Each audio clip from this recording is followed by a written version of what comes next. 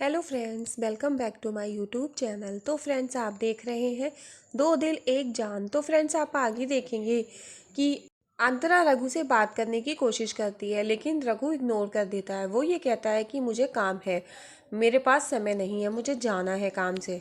तो अंतरा कहती है कि रघु, मेरी बात तो सुनो, मैं तुम्हें बताऊंगी कि हुआ क्या था। तुम मुझे बात करने का मौका दो, मुझे अपनी बात रखने का मौका तो दो। लेकिन रघु कहता है कि मैं जानता हूँ। और वो बार बार कहती है कि सत्या कह रहा था कि तुम्हें गुस्सा आ जाएगा, इसीलिए उसने फ़ोन छीन लिया। और वो ये भी कह रहा था कि तुम बहुत गुस्सेबाज हो, और वो सही कह रहा था। और फिर वो कहता है कि तुम्हें बार बार तुम सत्या का नाम क्यों ले रही हो। तो अंतरा कहती है कि मैं सत्या का नाम नहीं ले रही हूँ, मैं ये भी नहीं कह रही थी कि वो सही है।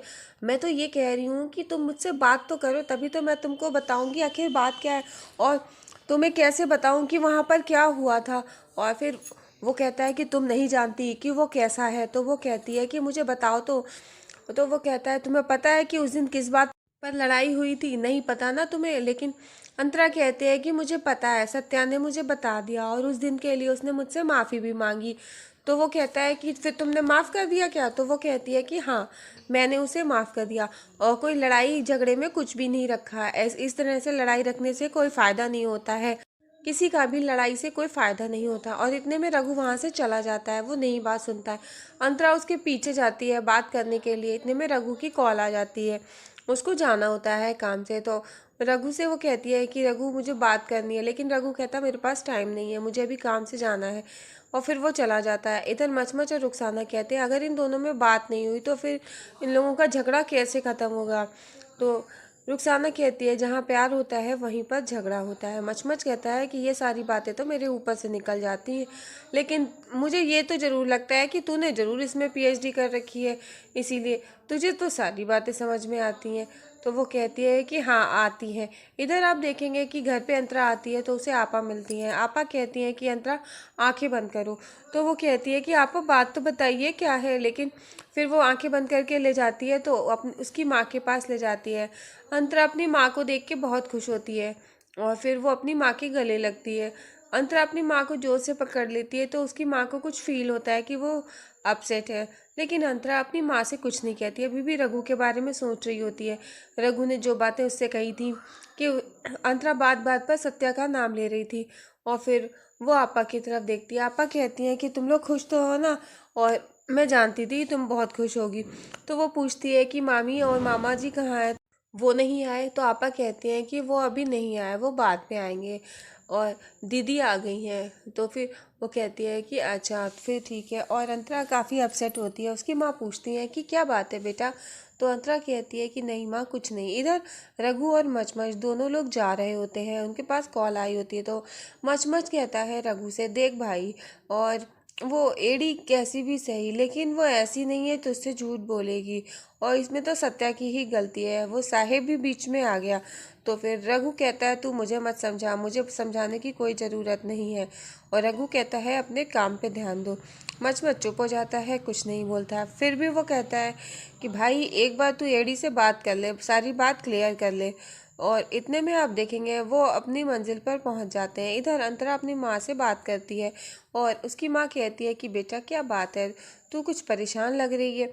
फिर वो बात नहीं बताती, तो उसकी माँ कहती है कि देख, तू अपने कॉन्सेप्ट को लेकर के परेशान है, और तू ऐसा करना, तू इतना अच्छा गाती है, तू एक बार अपने गाने, अपनी धुन सुना देगी ना, तो जो गाने के प्रेमी है ना, वो हर कोई तेरी बात को समझेंगे। तू बस इस बात पर ध्यान दे कि तू एक बार गाना गा तो सही, गुनगुना तो सही, तभी तो कोई तेरे गाने को सुनकर तेरी बात को समझेगा। तो फिर अंतरा को अपनी माँ के इस तरीके से उसको कुछ रास्ता निकलता नजर आता है।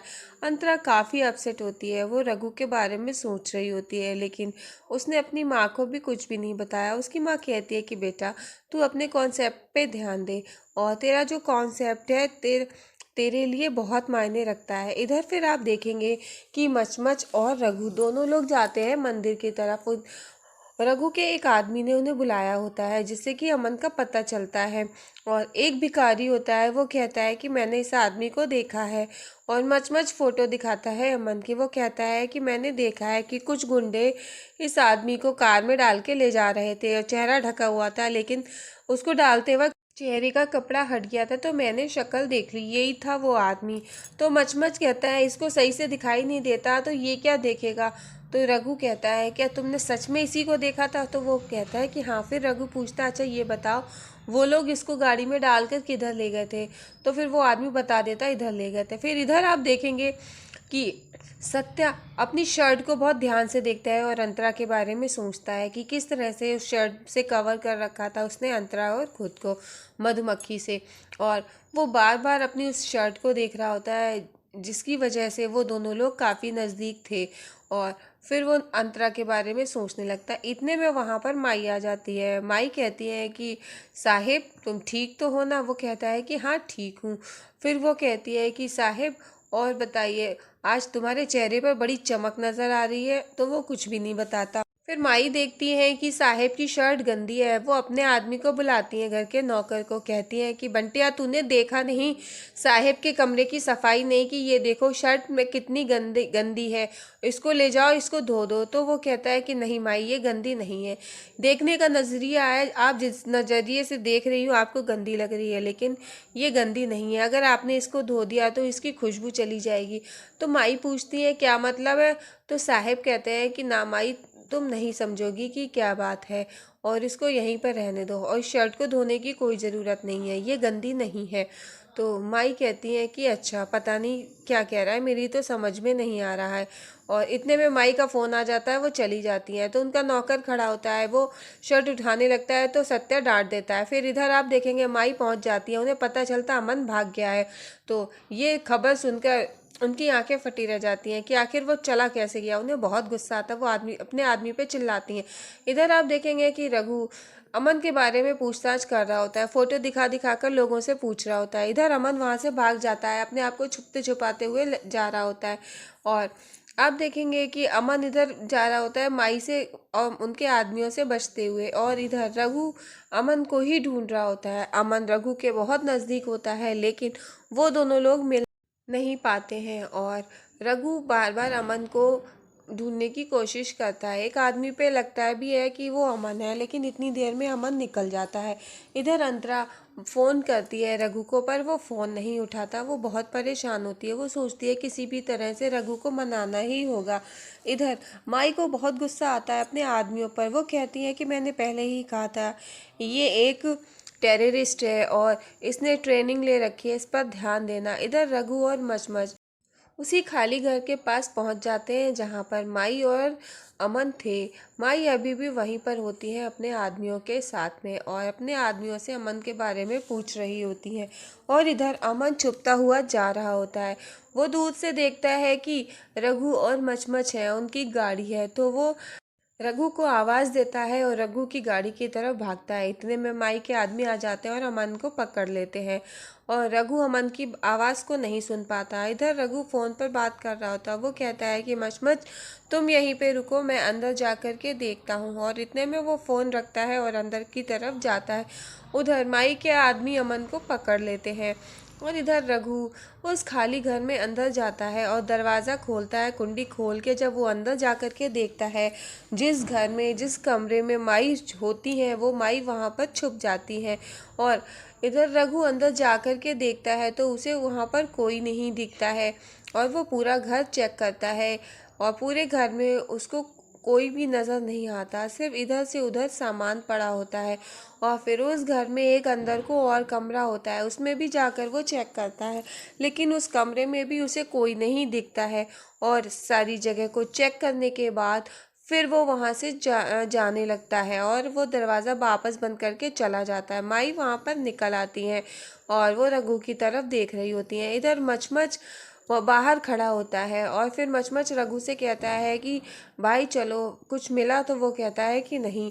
और रघु और मचमच दोनों लोग खड़े ये सोच रहे होते हैं आखिर ये खबर गलत कैसे हो सकती है, ऐसा हो नहीं सकता। और उधर अमन को दो आदमी पकड़े होते हैं। अमन अपने आप को छुड़ाकर रघु को आवाज़ देने की कोशिश करता है, लेकिन ऐसा नहीं हो पाता है और किसी भी तरह से वहाँ पे अमन खुद को छुड़ा के भागता है तो माई हॉकी का डंडा मार देती है और वो वहीं पर गिर जाता है और माई के आदमी फिर से पकड़ लेती हैं उसको। और माई को बहुत गुस्सा आता है। माई कहती तेरी हिम्मत कैसे हुई यहाँ से भागने की, और माई अमन को एक झापड़ लगाती है और अमन पर बहुत गुस्सा करती है। और इधर रघु और मचमच दोनों लोग उस घर में ढूंढने के बाद वो देखते हैं कि वहाँ पर कोई नहीं है। और फिर मचमच कहता है कि भाई ऐसा कैसे हो सकता है कि हमको यहाँ की लीड मिली है पर यहाँ पर कोई नहीं है। इधर रात को अंतरा तैयार होकर रुखसाना के साथ बालकनी में जाती है और रघु का वेट कर रही होती है। रुखसाना कहती है कि इंतज़ार करो, वो आएगा। तो अंतरा कहती है कि बस वो एक बार आ जाए, फिर मैं उसको जाने नहीं दूंगी, मैं तो मना लूंगी किसी ना किसी तरह से। तो रुखसाना कहती है तुम टेंशन मत लो, वो ज़रूर आएगा। तो अंतरा कहती है कि वो सच में आएगा ना। तो रुखसाना कहती है हाँ, ये पहले प्यार की पहली लड़ाई है और तुम अब सोच लो तुम उसे कैसे मनाओगी। अंतरा कहती है आज तो मैं उसे मना के ही रहूंगी, चाहे कुछ भी हो जाए। इधर सत्य आ जाता है छत पर बालकनी में और वो अंतरा की तरफ देख रहा होता है। वो सोचता है कि ये आज आखिरी रात है और हमारे प्यार की पहली, जब तुम रघु से अलग होगी और मेरी हो जाओगी। इधर रघु आ जाता है छत पर और अंतरा जब रघु को देखती है उसके चेहरे पर स्माइल आ जाती है और वो रघु को देख रही होती है। इधर सत्या अंतरा को देख रहा होता है। रघु बालकनी में अंतरा की साइड जाता है और अंतरा को देखता है, लेकिन रघु को गुस्सा बहुत आ रहा होता है और फिर वो अंतरा से उस वक्त भी कोई बात नहीं करता, पीट लेता है। और फिर इधर सत्या आसमान में देख रहा होता है और अंतरा के बारे में सोच रहा होता है। इधर रघु गुस्सा होता है।